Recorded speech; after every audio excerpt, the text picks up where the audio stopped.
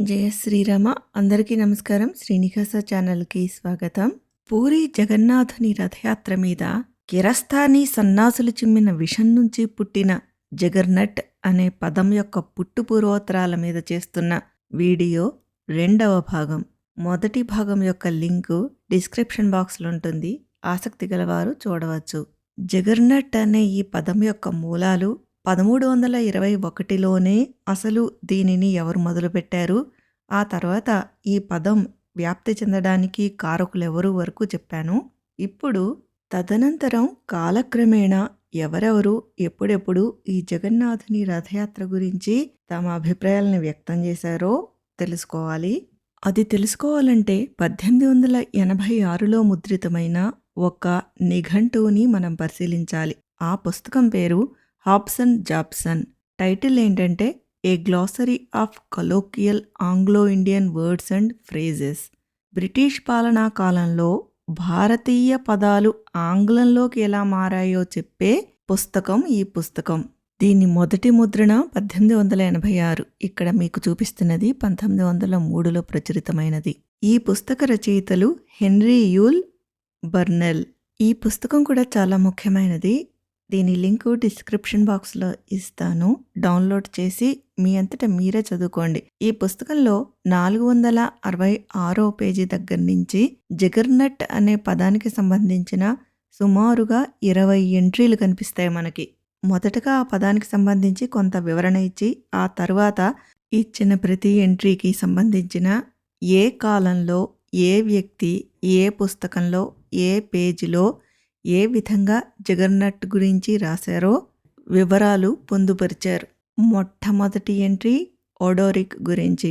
ఇతను ఏ విధంగా 1321లో జగన్నాథ రథయాత్ర మీద విషం చిమ్మడం మొదలుపెట్టాడో ఇక్కడ రాశారు. అది నేను మొదటి భాగంలో చెప్పాను. తర్వాత ఎన్ కాంటి అనేవాడు 1430లో చాలామంది తమ భక్తి పారవస్యంతో ఆ చక్రాల కింద నిలిగి ప్రాణాలు వదలాలనే ఉద్దేశ్యంతో వాటి ముందు నేలపై తమను తాము పడేసుకుంటారు. సన్నాసి విధవ సాష్టాంగదండ ప్రమాణాన్ని వక్రీకరించి రథాల కింద తమని తాము ఆత్మాహుతి చేసుకుంటారని రాశాడనమాట. తరువాత ఒక ఎంట్రీ గౌరవప్రదంగా కనిపిస్తుంది. ఇది పూరి జగన్నాథ రథోత్సవ వర్ణన. సామాన్య శకం 1590 ప్రాంతంలో మొఘల్ రికార్డులలో నమోదైన ఈన్ అక్బరీలోనిది. దీనిని ఫ్రాన్సిస్ గ్లాడ్విన్ అనే అతను ఇంకా ఇతరులు ఆంగ్లంలోకి అనువదించారు. ఈ ఎంట్రీలో ఏముందంటే, సముద్ర తీరాన ఉన్న పురుషోత్తం పట్టణంలో జగన్నాథుని ఆలయం ఉంది. దానికి సమీపంలో చందనపు కలపతో తయారు చేయబడిన కృష్ణుడు, ఆయన సోదరుడు బలభద్రుడు, వారి సోదరి సుభద్రల విగ్రహాలు ఉన్నాయి. ఇవి 4000 సంవత్సరాల నాటివని చెబుతారు. కొన్ని నిర్దిష్ట సమయాల్లో ఈ విగ్రహాన్ని 16 చక్రాలు ఉన్న ఒక వాహనంపై ఊరేగింపుగా తీసుకువెళ్తారు. దీనిని హిందుస్థానీ భాషలో రథ్ అని పిలుస్తారు. దీనిని ముందుకు లాగడంలో సహాయపడే ఎవరైనా తమ సర్వ పాపాల నుండి విముక్తి పొందుతారని వారు నమ్ముతారు అని ఈ ఒక్క ఎంట్రీ కాస్త గౌరవప్రదంగా రాశారు. ఇది మొఘల్ రికార్డుల నుంచి సేకరింపబడింది. 1632 ఎంట్రీలో శాతానుగ్రహం అని, 1667 ఎంట్రీలో ఈ నరకప్రాయమైన భారీ విజయరథం ముందుకు సాగుతున్నప్పుడు ఎంతగానో అమాయకత్వంతో కూడిన మూఢనమ్మకాలు కలిగిన కొందరు వ్యక్తులు తమ పట్టలు ఆ పెద్ద మరియు బరువైన రథచక్రాల కింద పడేలా దూకుతారు. అవి వారిని నలిపి చంపివేస్తాయని రాశాడు. ఎవడి రాత రాసింది? బెర్నియర్ అనేవాడు. తర్వాత ఎంట్రీలలో భయంకరమైన విలాసవంతమైన సాతాను ఆలయం అని, భక్త ఉన్మాదులు ఆ రథచక్రాల కింద నలిగి ముక్కలైపోవడాన్ని గౌరవంగా భావిస్తారని, ఇలా దరిద్రపు గొట్టు రాతలు కనిపిస్తూనే ఉంటాయి. ఒక్కొక్క ఎంట్రీ పరిశీలిస్తుంటే రక్తం మరిగిపోతూ ఉంటుంది. ఇంకొకటి చూపిస్తాను చూడండి. ఒక బ్రిటిష్ కవి రాబర్ట్ సౌతీ అనేవాడు 1810లో ది కర్స్ ఆఫ్ కెహామా అని ఒక కావ్యం రాశాట. అందులో 14వ భాగంలో 5వ స్టాంజాలో జగన్నాథుని రథయాత్ర గురించి వీర భయంకరంగా వర్ణించి రాశాడు. ఏమని రాశాడా దరిద్రుడు? 1000 మంది యాత్రికులు తమ సర్వశక్తులను ఒడ్డి చేతులు, భుజాలు, రొమ్ములు మరియు తొడల కండరాలను బిగించి ఆ పవిత్రమైన బండిని లాగుతున్నారు. అయినా ఆ భారీ బరువును వారు చాలా కష్టం మీద ముందుకు కదపగలుగుతున్నారు.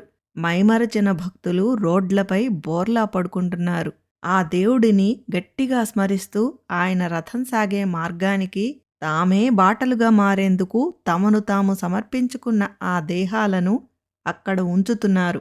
వారు జగర్నాట్ అని పిలుస్తుండగా ఆ బరువైన రథం ముందుకు దొర్లుకుంటూ వచ్చి అందరినీ నలిపేస్తుంది. మాంసం మరియు ఎముకల గుండా అది తన భయంకరమైన మార్గాన్ని దున్నుకుంటూ వెళుతుంది. సాష్టాంగ దండ ప్రమాణాలని ఇలా వక్రీకరించి రాస్తున్నారు వెధవలు. అంతేలే, తల్లికి, చెల్లికి, కూతురికి, భార్యకి తేడా తెలియని సన్నాసి వెధవలు. ప్రమాణాల విలువ వాళ్ళకేం తెలుస్తుంది? మూలుగులు ఎవరికీ వినపడకుండానే కలిసిపోతాయి. ఆ మరణపు కేకలు మరియు మరణం, ఆ వేదన అంతా ఆ వెర్రి జనం కాళ్ల కింద తొక్కబడిపోతాయి. ఆ జనసమూహం రథాన్ని అంటిపెట్టుకుని ఉంటూ ఆ ప్రాణాంతక చక్రాలను ముందుకు తోసుకుంటూ వెళుతుంది. ఈ విధంగా దాదాపుగా 20 దాకా ఎంట్రీలు సేకరించి పెట్టారు ఈ నిఘంటువులో. భక్తులు ఎంతో ఆనందోత్సాహాలతో శోభాయమానంగా చేసుకునే ఈ రథయాత్ర ఉత్సవం మీద కొన్ని శతాబ్దాలుగా ఇంతమంది ఎన్ని రకాలుగా విషం జల్లారు. జగత్తుని రక్షించే ప్రభువు జగన్నాథుడు అనే పదం యొక్క రూపాన్ని మార్చి ఆంగ్ల భాషలో అడ్డుకోలేని తన దారిలో వచ్చే వాటినన్నింటినీ నలిపేసుకుంటూ వెళ్లే ఒక భారీ శక్తి లేదా వ్యవస్థ అనే మెటాఫర్గా మార్చి స్థిరపరిచారు. ప్రపంచాన్ని ఎలా నమ్మించారంటే జగన్నాథుని రథయాత్రలో రథచక్రాల కింద పడి జనాలు ఆత్మాహుతి ఒకప్పుడు చేసుకునేవారని, ఇప్పుడు అవి ఆగిపోయాయని అంతలా నమ్మించారు. అందువలన మనం ఇక్కడ కొన్ని విషయాలని గమనించాలి. బ్రిటిష్ వాళ్ళు భారతదేశంలో స్థిరపడి స్వయంగా పరిపాలన చేయడం మొదలుపెట్టిన తర్వాత రికార్డులను నిర్వహించడం ప్రారంభించినప్పుడు కొన్ని నిజాలు బయటపడ్డాయి. ఒడిశా కలెక్టర్గా పనిచేసిన ఆండ్రూ స్టెర్లింగ్ తన నివేదికలో ఏం చెప్పాడంటే, తను చూసిన 4 ఏళ్లలో కేవలం 3 మరణాలు జరిగాయని, అలాగే 1864లో డాక్టర్ నార్మన్ చీవర్స్ అనే అతను తన వైద్య చట్టపరమైన రికార్డులలో రథయాత్రలో జరిగే మరణాలు ఉద్దేశ్యపూర్వక ఆత్మాహుతులు కావు అని చెప్పాడు. పూరీ జగన్నాథ క్షేత్రంలో రథయాత్ర సమయంలో కానీ లేదా సాధారణ రోజుల్లో కానీ ఆలయ ప్రాంగణంలో ఏదైనా అశుభం కానీ అనుకోని ప్రమాదం కానీ జరిగితే అత్యంత కఠినమైన సాంప్రదాయ శుద్ధీకరణ ఆచారాలను పాటిస్తారు. ఆలయానికి సంబంధించిన శాస్త్ర ప్రమాణాలని పాటిస్తారు. ఉదాహరణకి నీలాద్రి మహోదయం. ఈ సంస్కృత గ్రంథం రథయాత్ర సమయంలో లేదా ఆలయంలో అపవిత్రత సంభవిస్తే ఎలాంటి ప్రాయశ్చిత్త కర్మలు చేయాలో ఇందులో వివరంగా పేర్కొనబడి ఉంటుంది. ఒడిశా గవర్నమెంట్ వెబ్సైట్ నుంచి పూజా కార్యక్రమాల రిచువల్స్ ఎలా జరుగుతాయో ఒక శాంపిల్ డాక్యుమెంట్ ఇక్కడ చూపిస్తున్నాను. దీని లింక్ డిస్క్రిప్షన్ బాక్స్లో ఉంటుంది.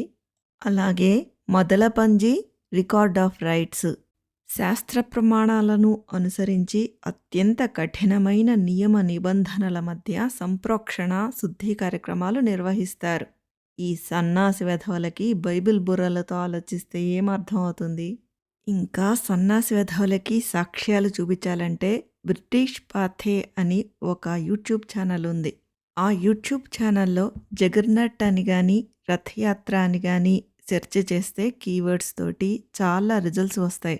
అందులో 1928 ఆ ప్రాంతాల్లో కూడా కన్నుల పండుగగా బ్రహ్మాండంగా జరిగిన రథ ఉత్సవాలని అప్లోడ్ చేశారు. కానీ మీలో ఎవరైనా ఆసక్తి ఉంటే మాత్రం ఆ బిట్స్ని వాడుకోకండి, ఖచ్చితంగా కాపీరైట్ పడుతుంది. 1928 నుంచి 32, 37 ఇట్లా చాలా సంవత్సరాల పాటు జరిగిన రథ ఉత్సవాలు ఆ ఛానల్లో వాళ్ళు అప్లోడ్ చేశారు. ఎంతో శోభాయమానంగా ఒక క్రమశిక్షణతో చక్కగా జరుగుతున్న రథోత్సవాన్ని మనం చూడవచ్చు ఆ వీడియోల్లో. శతాబ్దాలుగా సన్నాసులు సనాతన ధర్మం మీద విషం చిమ్ముతూనే ఉన్నారు. కేవలం గత కొద్ది సంవత్సరాలుగా శివశక్తి కరుణాకర్ గారో, హిందూ జనశక్తి లలిత్ కుమార్ గారో, ఎక్స్ క్రిస్టియన్ ప్రవీణ్ గారో, లేకపోతే ధర్మ మార్గం భాస్కర్ రాజు గారో మొదలుపెడితే, వాళ్ళు దానికి కౌంటర్ చేస్తూ మొదలుపెట్టి దైవదూషణ చేయటం లేదు. శతాబ్దాలుగా వాళ్ళు చిమ్ముతున్న విషాన్ని ఈ రోజుల్లో పదుల సంఖ్యలో కొద్దిమంది తిరగబడి ప్రశ్నిస్తుంటే, అది కూడా తట్టుకోలేని వైష్ణవ సాంప్రదాయం అని చెప్పుకునే, వైష్ణవ సాంప్రదాయాన్ని పరిరక్షించేస్తున్నానని చెప్పుకునే ఒక ఆవిడ పాషండ శక్తులతో చేతులు కలిపి ధర్మబద్ధంగా ప్రశ్నిస్తున్న వారి మీదనే బురద జల్లుతోంది. కడుపు మండిపోయిన ఒక సాధారణ గృహిణిగా నేను భామగారిని సూటిగా అడుగుతున్నా.